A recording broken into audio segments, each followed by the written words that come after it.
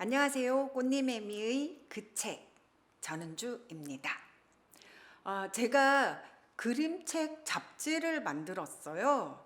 라키비움 J라고요. 라키비움은 무슨 뜻이냐면 라이브러리, 아카이브, 뮤지엄 이렇게 합쳐서 도서관에 나아갈 길, 요즘 기록 저장소의 어떤 새로운 상 그런 걸 뜻하는 라키비움이라는 단어에 J가 붙었고요.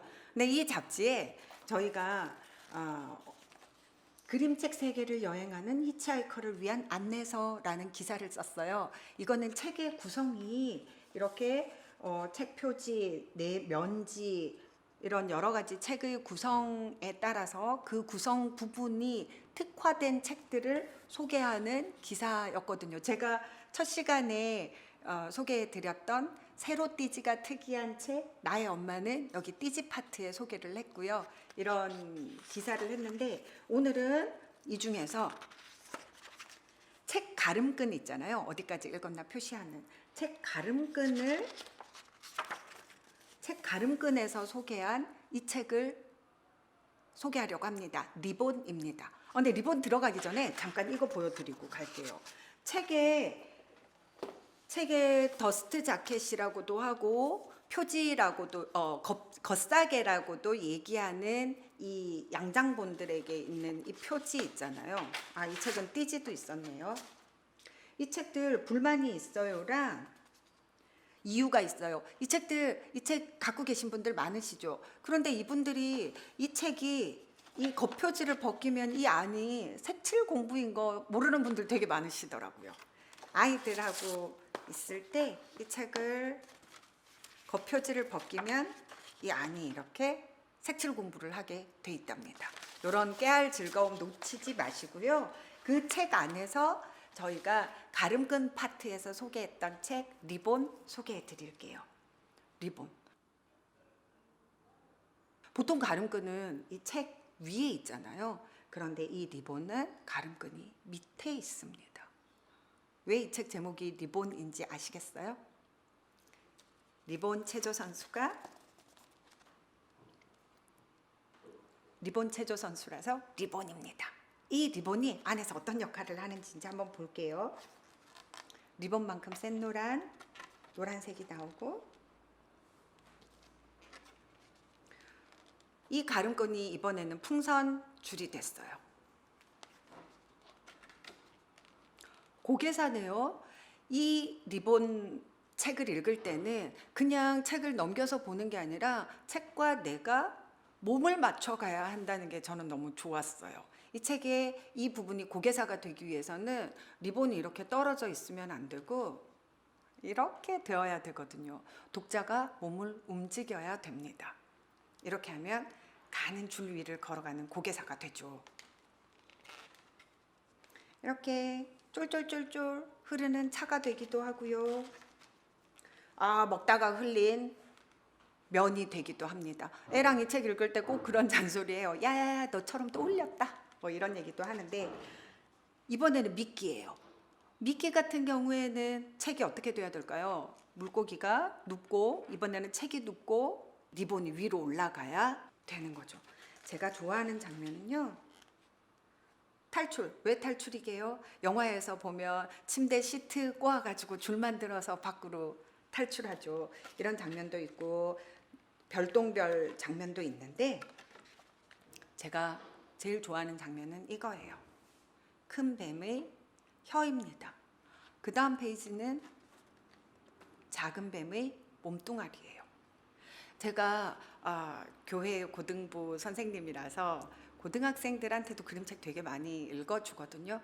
고3들이면 굉장히 자존감이 바닥을 칠 때예요.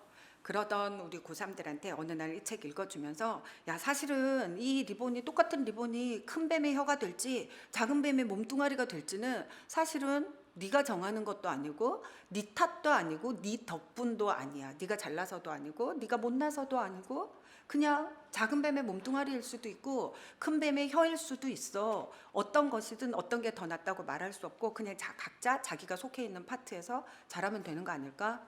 네가 몸뚱아리가 될지 혀가 될지 아직 아무도 모르고 뭐가 되든 너는 중요한 부분이야. 이런 얘기를 해줬더니 아이들이 약간 눈물 글썽. 원래 고등학생들한테 이런 얘기하면 아 선생님 됐어요 뭐 이런 반응을 보이거든요. 그런데 그림책이랑 같이 얘기를 하면 아이들이 1초 더 들어줍니다. 이번에는 생쥐 꼬리. 아 이건 좀 평범했어요. 위험. 사실은 저는 저희 남편에게 이 책을 읽어줬는데요. 남편에게 제일 보여주고 싶었던 장면은 이거였어요. 이게 왜 위험이게요? 신발끈이 풀렸어요. 걸어가다가 이 신발 밟고 넘어질 수 있죠. 위험이 누군가가 칼을 들이대거나 총으로 빵빵 쏘는 그런 거창한 위험이 아니더라도 내 발에 내가 걸려 넘어질 수 있는 거. 내가 사소하게 방심하고 내가 아무것도 아니야. 방심했던 작은 균열이 그 풀린 신발끈을 밟고 내가 넘어질 수도 있다는 그런 얘기를 사실 해주고 싶었어요. 우리가 소홀하기 쉬운 일상들을 조금 더 챙겨 나가자고. 그리고 똑같이 끈 밟고 자빠져도 어떤 사람은 하고 금방 균형을 잡을 수도 있고 어떤 사람은 잘못 넘어져서 고관절 다 깨먹을 수도 있잖아요. 내가 평상시에 어떤 근육을 어떻게 살려놓는가, 얼마나 단련하고 있는가는 사실은 각자의 위험에 대한 우리의 자세가 다른 게 아닐까 그런 생각을 하면서 이 페이지가 저는 오래오래 마음에 남았고 그리고 남편에게 그리고 또 고등학생인 제 딸에게 우리 아들에게 제 주변 친구들에게 그리고 누구보다도 제 자신에게 이 페이지를 읽어주고 싶었어요. 이번에는 추락입니다. 왜 추락이게요? 그네를 타고 있다가 그네 끈이 끊어지는 바람에 떨어졌어요. 끈을 가지고 이렇게 리본 하나를 가지고 이렇게 다양한 상상력이 나올 수 있다는 거. 오, 작가들은 진짜 천재인 것 같아요. 저는 이때는 이 장면에서는 잠깐 당황을 했었어요. 이게 왜 승리지? 마지막 결승선을 뚫고 지나가는 선수. 마지막 결승선이에요. 이런 식으로 그 뒤에도 재밌는 이야기들이 다 차 있는 책입니다. 리본 너무 사랑스럽지요. 애기들부터 어른들까지 다 좋아하는 책이랍니다. 이 책도 강추. 저는 애들이 어릴 때 도쿠놀이에 대해서 굉장히 신경을 쓴 편이었거든요. 뭔가 아이들하고 책을 읽고 나면 꼭 관련된 무슨 놀이를 해야 할 것 같은 거예요. 그래서 어떨 때는 막 거창한 놀이를 하느라고 고생도 많이 했고 신경도 많이 쓰고 스트레스도 받고 그랬는데 지금 생각해 보면 그럴 필요 없는 것 같아요. 도쿠놀이는 간단해야 자주 할 수 있고 간단하면서도 아이들이 좋아하는 도쿠놀이가 얼마나 많은데요. 가령 예를 들어서 이 책에 리본 책에 물고기 장면이 나왔잖아요. 아까 전에 이 미끼 하는 장면이요. 그럼 물고기가 나오는 놀이 하나 해볼까요? 먼저 물고기를 하나 그립니다.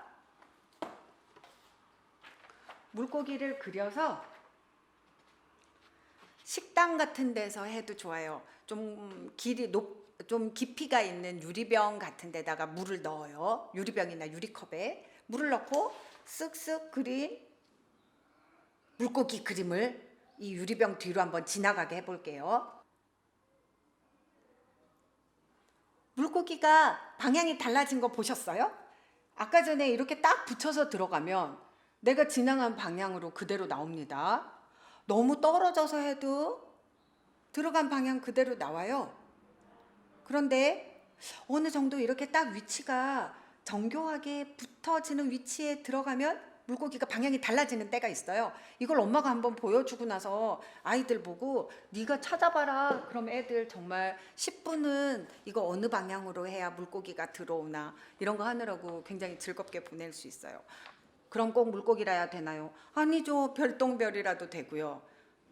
동물 잘 그리는 분들은 말이 달리는 그림을 하셔도 되고 풍선이 날아가는 걸 하셔도 되고 방향 좌우만 구별할 수 있는 거면 됩니다. 그럼 풍선이 나오는 그림책 읽었을 때 풍선이 날아간다, 도망간다, 어느 방향으로 가지 이렇게 하시면 되고요. 응용은 여러분께서